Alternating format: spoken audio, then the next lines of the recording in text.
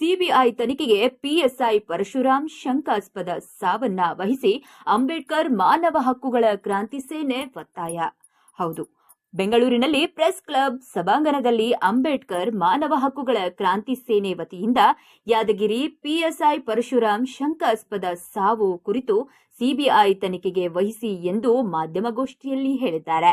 ಅಂಬೇಡ್ಕರ್ ಮಾನವ ಹಕ್ಕುಗಳ ಕ್ರಾಂತಿ ಸೇನೆ ರಾಜ್ಯಾಧ್ಯಕ್ಷರಾದ ಕ್ರಾಂತಿರಾಜುರವರು, ಕರ್ನಾಟಕ ರಾಜ್ಯ ಛಲವಾದಿ ಕ್ಷೇಮಾಭಿವೃದ್ಧಿ ಸಂಘದ ರಾಜ್ಯಾಧ್ಯಕ್ಷರಾದ ಚಿದರಹಳ್ಳಿ ಮಹಾದೇವಸ್ವಾಮಿ ಮತ್ತು ಪರಿಶಿಷ್ಟ ಜಾತಿ ಅಥವಾ ಪರಿಶಿಷ್ಟ ವರ್ಗಗಳು ಕೂಡ ಭಾಗವಹಿಸಿದ್ದರು. ಅಧ್ಯಕ್ಷರಾದ ಕ್ರಾಂತಿರಾಜುರವರು ಮಾತನಾಡಿ, ಸ್ವಾತಂತ್ರ್ಯ ಬಂದರೂ 77 ವರ್ಷಗಳು ಕಳೆದರೂ ಇಂದೂ ಸಹ ದಲಿತರ ಮೇಲೆ ಜಾತಿ ನಿಂದನೆ ದೌರ್ಜನ್ಯ ನಡೆಯುತ್ತಲೇ ಇದೆ.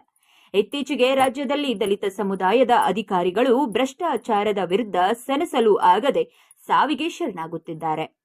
ಯಾದಗಿರಿ ಪೊಲೀಸ್ ಠಾಣೆ ಪಿಎಸ್ಐ ಪರಶುರಾಮ್ ಶಂಕಾಸ್ಪದ ಸಾವು ಸಂಭವಿಸಿದ ಕಾರಣ ಇದರ ಕುರಿತು ಪರಶುರಾಮ್ ರವರ ಪತ್ನಿ ಶ್ವೇತಾ ಅವರು ಶಾಸಕರಾದ ಚನ್ನಾರೆಡ್ಡಿ ಪಾಟೀಲ್ ಮತ್ತು ಆತನ ಪುತ್ರ 30 ಲಕ್ಷ ರೂಪಾಯಿ ಲಂಚ ಬೇಡಿಕೆ ಹಾಗೂ ಜಾತಿ ನಿಂದನೆ ಮಾಡಿರುವುದರಿಂದ ಮಾನಸಿಕ ಖಿನ್ನತೆಗೆ ಒಳಗಾಗಿ ಪರಶುರಾಮ್ ರವರು ಸಾವಿಗೀಡಾಗಿದ್ದಾರೆ ಎಂದು ಹೇಳಿದ್ದಾರೆ.